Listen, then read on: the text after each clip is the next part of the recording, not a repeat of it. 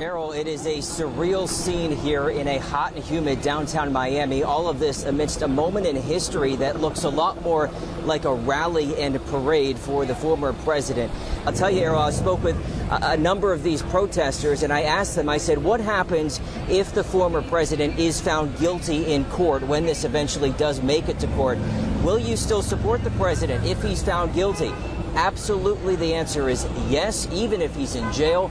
So they're very strongly behind Trump and not necessarily behind anyone else in the Republican field. This is interesting. If you zoom in closer here, you can see where a lot of the crowd has gathered basically outside of the courthouse. One of the things that has struck me is that there is this yellow police tape that is outside of the courthouse, but that's it.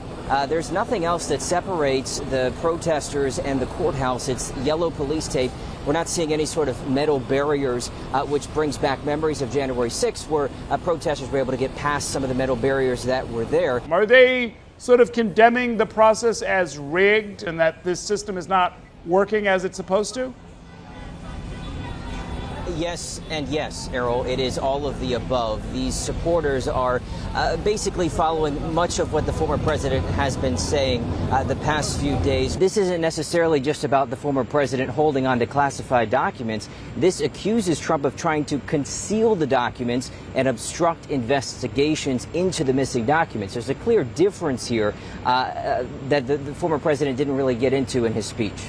There's a geographical element in this because the former president has these two indictments in two separate locations, and then he potentially could have two other indictments, meaning he would have court challenges in 4 different states.